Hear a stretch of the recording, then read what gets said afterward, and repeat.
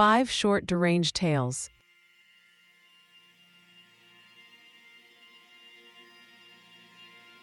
Number 1. The Whispering Wallpaper. The old house on Sycamore Lane had been empty for decades, its peeling wallpaper curling like dead skin. Clara bought it for cheap, ignoring the townsfolk's warnings about the whispers. She moved in, determined to renovate. At night, the walls seemed to hum, a low guttural murmur that vibrated in her bones. She told herself it was the wind, though the air was still. By the third night, words formed. "Look closer, Clara."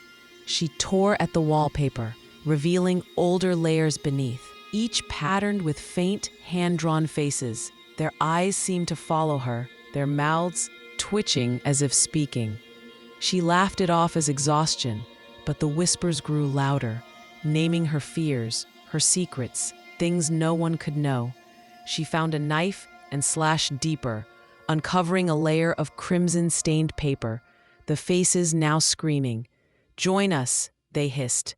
Desperate, she burned the wallpaper, but the flames only made the faces clearer, their voices deafening. By morning, the house was silent. Clara was gone, but the walls bore new wallpaper. Fresh, pristine, with a single new face woven into the pattern, its eyes wide and unblinking. The realtor arrived to find the house pristine, the wallpaper flawless.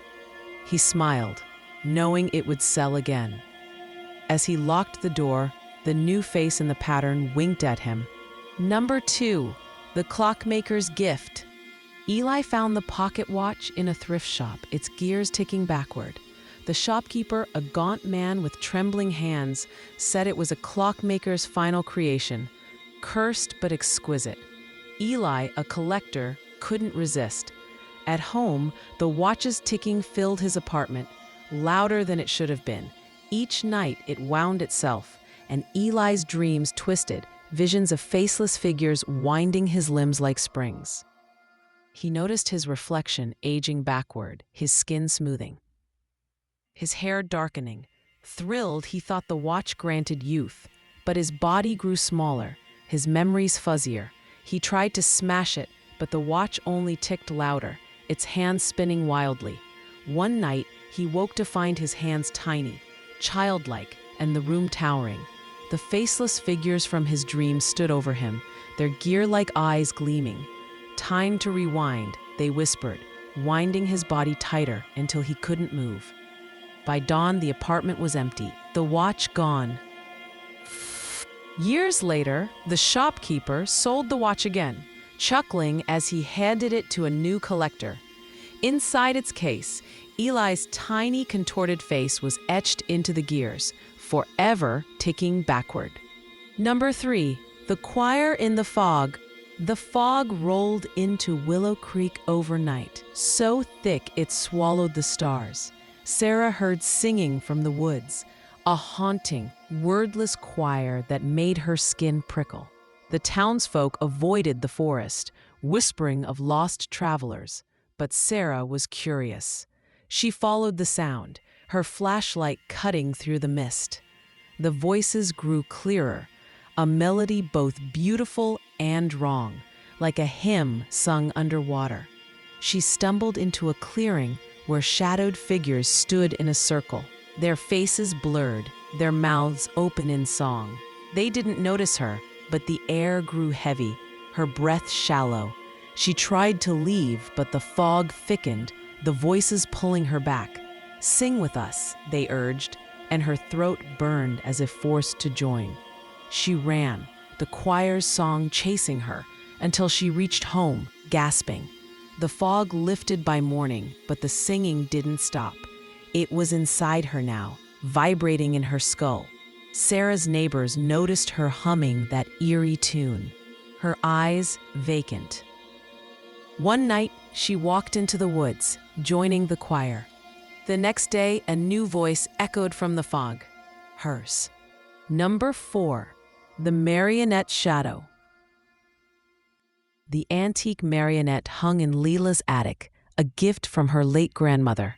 Its wooden face was too lifelike, its glass eyes glinting in the dark. At night, Leela heard creaks like strings being pulled. She'd find the puppet in different poses. Arms raised, head tilted, though no one touched it. Shadows danced on the walls, mimicking its movements, but larger, sharper. She tried locking it in a trunk, but the creaks grew louder, the shadows clawing at her bedroom door. One night, she woke to strings tightening around her wrists, her legs jerking like a puppet's. The marionette sat on her chest, its wooden mouth grinning. "My turn to dance," it whispered, its voice her grandmother's. Leela screamed, but her body moved against her will, strings pulling her into the attic. By morning, the house was still, the marionette back on its hook. A new puppet hung beside it, carved in Leela's likeness, its strings twitching as her shadow danced alone on the attic walls. Forever bound.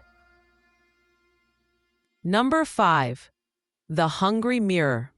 The mirror in Owen's new apartment was bolted to the wall, its surface cloudy but heavy, like it held secrets.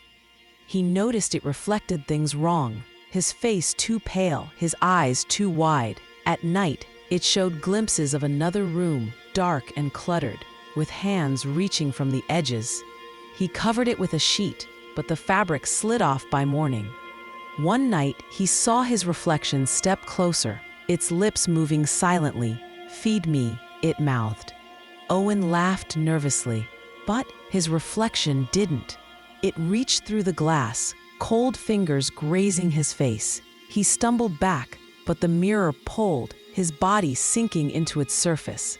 Inside, he was trapped in that dark room, hands clawing at him, hungry. The mirror went still, reflecting only his empty apartment.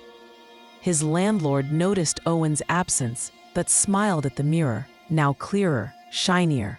A new tenant moved in, and the mirror reflected them perfectly, until it whispered, "Feed me," showing Owen's screaming face trapped within. Thank you for watching. Like, subscribe, and follow for more.